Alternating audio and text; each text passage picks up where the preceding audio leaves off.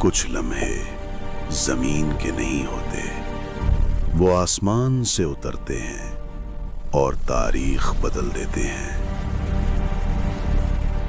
और अंधेरा जितना गहरा हो, रोशनी उतनी करीब होती है। ये जाहिलियत का जमाना था, काबा बुतों से भरा हुआ था। ये घर हमारे माबूदों का है, यहाँ कुछ नहीं बदलेगा।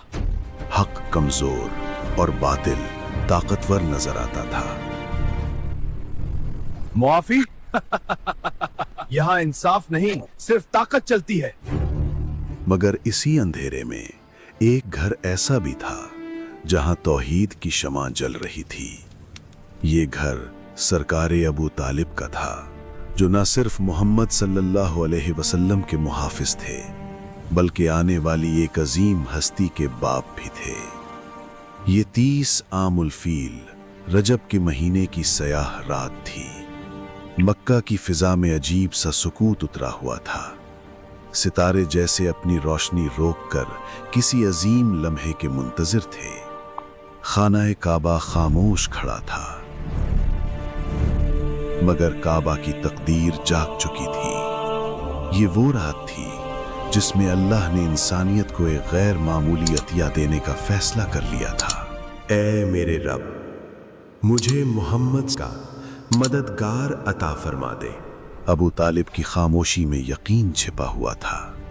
वो जानते थे कि जो बच्चा आने वाला है वो आम नहीं होगा। उनका दिल गवाही दे रहा था कि ये बच्चा नस्ल इब्राहीम का वो चिराग है जो अंधेरों को चीर देगा।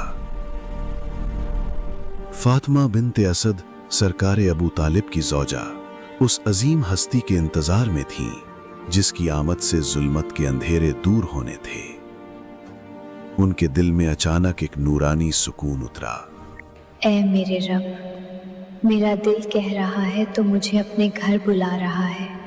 ये वही नबूवत न थी, बल्कि रब का इल्हाम था, जो उन्हें बराह रास्त अपने घर खाना काबा की तरफ बुला रहा था। ए फातिमा, मेरे पास आओ, आज मैं तुम्हारा ठिकाना हूं। फातिमा बिन्ते असद यकीन के साथ काबा की तरफ बढ़ी। मक्का के लोग हैरान थे, मगर वो जानती थीं कि जब रब बुलाता है तो रास्ते खुद बन जाते हैं। ये क्या हो रहा है? दीवार खुल रही है। रुकने यमानी के करीब काबा की दीवार शिगफ हो गई। ये दरवाजा नहीं था,